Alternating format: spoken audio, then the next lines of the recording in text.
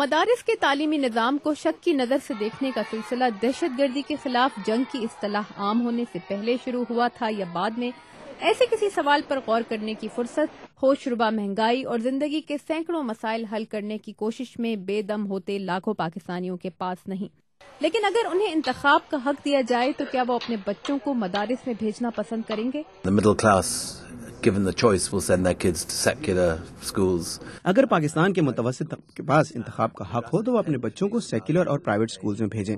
وہاں مدارس کو ایسے تعلیمی ادارے سمجھا جاتا ہے جہاں صرف غریب اپنے بچوں کو بھیجتے ہیں، کیونکہ ان کی مالی حالت اس سے بہتر سکولز میں بچوں کو بھیجنے کی اجازت نہیں دیتی۔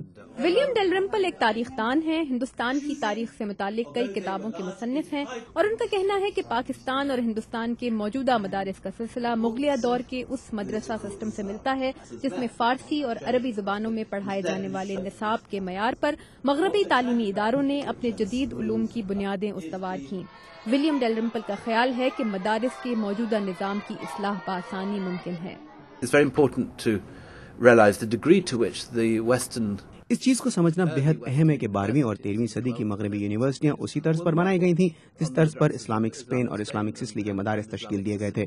اس دور کے ابتدائی مغربی کالج کے طرز تعمیر تک مدارس کی طرز کا تھا، اور ان کے نصاب میں بھی وہی چیزیں شامل تھیں، یعنی گرامر، استدلال، لاجک، جس کا سلسلہ دنیا کی پہلی یونیورسٹی الازہر تک پہنچتا ہے جو قاہرہ میں تھی۔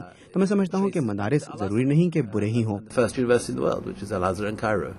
ولیم ڈیلرمپل کا کہنا تھا کہ مدارس اب ویسی تعلیم نہیں دے رہے جو دی جا سکتی ہے، مگر یہ حقیقت کہ 11 ستمبر کے حملوں کا کوئی مجرم کسی دینی مدرسے کا تعلیم یافتہ نہیں تھا ثابت کرتی ہے کہ دہشت گردی کا براہ راست دینی مدارس سے کوئی تعلق نہیں۔ I think potentially the madrasas can be extremely positive force. حقیقت میں مدارس پاکستان کے تعلیمی نظام کے لیے بہت مثبت طاقت ثابت ہو سکتے ہیں، بشرطے کہ ان کے نصاب کو جدید علوم سے ہم آہنگ کیا جائے اور وہ تشدد اور فرقہ واریت پر اکسانے والا نہ ہو۔ جس چیز کی ذمہ داری مدارس پر نہیں ڈالی جا سکتی وہ ایک مخصوص قسم کے انٹرنیشنل جہادی لوگ ہیں جو ہم نے 11 ستمبر کو دیکھے۔ 11 ستمبر کے حملوں کا کوئی بھی ہائی جیکر کسی مدرسے کا پڑھا ہوا نہیں تھا، نہ ہی القاعدہ کے کسی بڑے حملے کا تعلق کسی مدرسے سے تلاش کیا جا سکا سوائے بالی بم دھماکوں کے۔ ولیم ڈیلرمپل کا کہنا تھا کہ امریکہ مشرق وسطیٰ اور جنوبی ایشیا کے عوام کے قریب جانا چاہتا ہے تو اسے جمہوریت اور نیو لبرلزم کی امریکی تعریف ان پر مسلط کرنے کے بجائے ان کے دل جیتنے کے زیادہ متاثر کن طریقے ڈھونڈنے ہوں گے۔ تابندہ نعیم، وائس آف امریکہ، واشنگٹن۔